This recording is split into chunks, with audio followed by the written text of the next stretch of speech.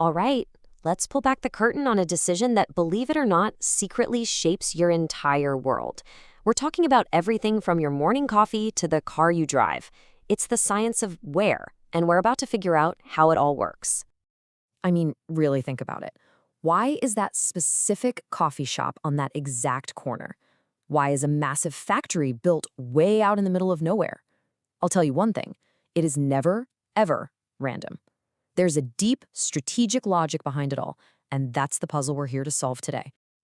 And this just shows you how different the puzzle can be.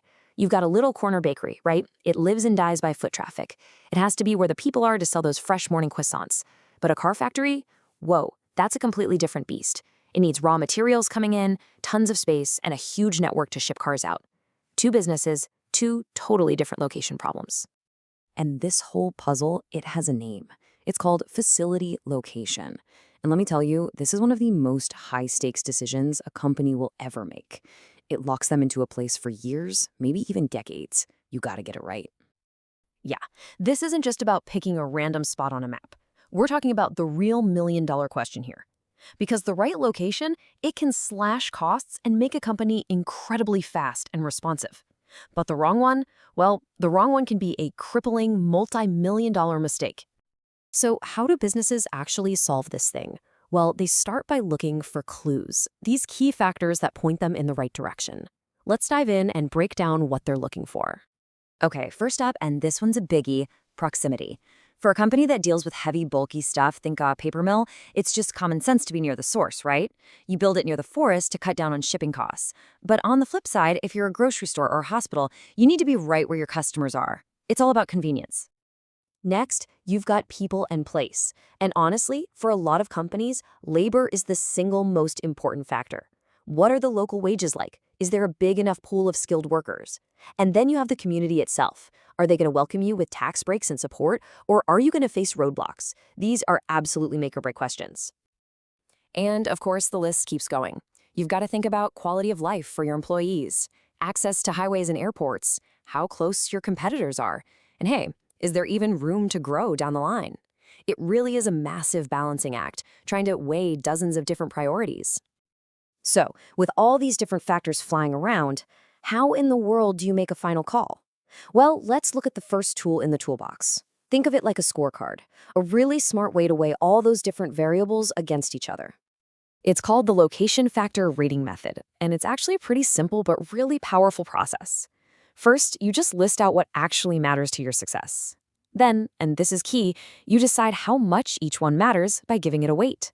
After that, you just score each potential spot on your list, do a little bit of math, and boom, you see which location comes out on top. And here's what that looks like in the real world. You can see our factors on the left from being close to suppliers all the way down to the labor pool. Now, check out site number 2. It doesn't actually get the best score in every single category. See, its wage rates are lower than site number 3. But look where it crushes it, the business environment. That factor was weighted really heavily, so it gets a massive 22.5 points. That's what puts it over the top. It shows it's not about being perfect, it's about being strong where it matters most. And when all the numbers are crunched, the verdict is in. With a score of 76.3, site number 2 is our clear winner. Simple as that. But this scorecard approach, it's not the only tool we have. What happens if your priorities are way more focused on just one single thing? Right, so what if you're not juggling a ton of factors? What if you have one single dominant goal, like getting transportation costs as low as humanly possible? For that, we need a different kind of tool. Think less like a scorecard and more like finding the absolute bullseye on a map.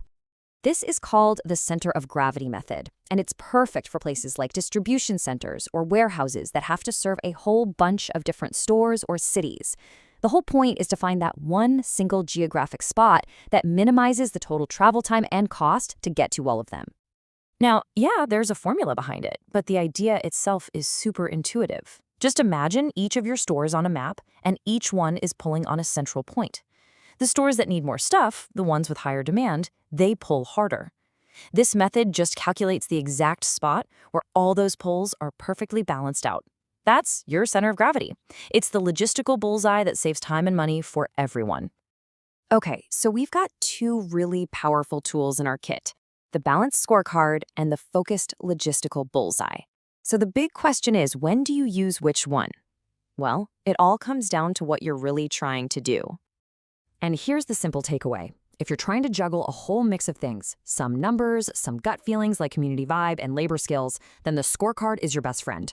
But if your entire business lives and dies by shipping costs, then you stop balancing and you just aim for the bullseye. So the next time you see a new business popping up, you'll know it wasn't just a lucky guess. It was a calculated, strategic choice using factors, data, and a really clear goal. Now you've got the clues, you've got the blueprints, so the only question left is, where would you build?